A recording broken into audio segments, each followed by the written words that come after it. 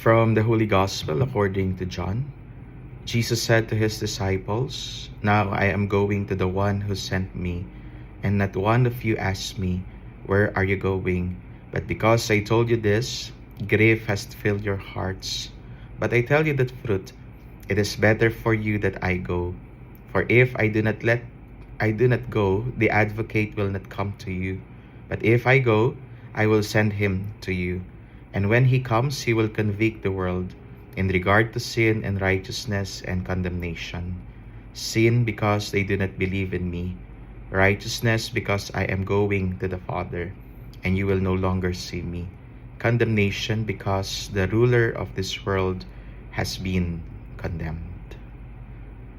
The Gospel of the Lord.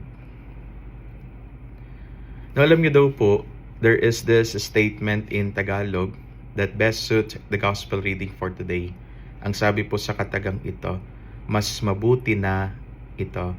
Ito po yung kataga na kalimitan nating maririnig when a person bids goodbye to someone else. No, kagaya po ng magkasintahan na makikipag-break na. Ano po yung sasabihin ng isa? Mas mabuti na ito. You deserve someone better. At ganun din po sa magulang na pupunta ng ibang bansa at iiwan ng pamilya. Lalo po yung kalimitang sinasabi, mas mabuti na ito at mas malaki ang kikitain sa ibang bansa, may pagpapatustos para sa inyo. Kaya nga po habang binabasa ko yung gospel natin ngayong araw na ito, it feels like there's somehow the same atmosphere doon sa dalawang sinabi ko sa inyo.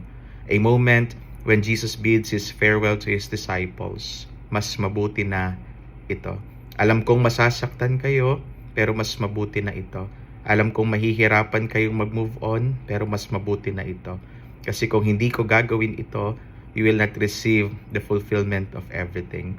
That is why, my dear brothers and sisters in Christ, minsan hindi talaga natin maunawaan yung reality of farewell in a relationship. Pero minsan, mas mabuti ng ganun na lang ang mangyari, for we know may darating pang biyaya sa buhay. Kaya nga sabi ni Jesus, kung hindi mangyayari ito, you will not receive the Holy Spirit. My dear brothers and sisters in Christ, at times goodbye will be a testification of a grace to come. Minsan mas mabuti nang nangyari kaysa hindi nakita kung ano pa ang kasunod na kaganapan kung hindi ito nangyari. Mas mabuti na ito. At least you know, nandun na yung relasyon at di na mawawala ito. Kaya nga, don't be afraid of goodbyes. Don't get disappointed in farewells. Dahil kung wala iyon, ascension will not occur. The Spirit will not be sent. Mas mabuti na ito kaysa wala.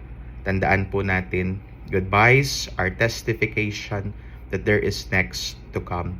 Nagpapaalam para ang susunod na kabanata ating maalam.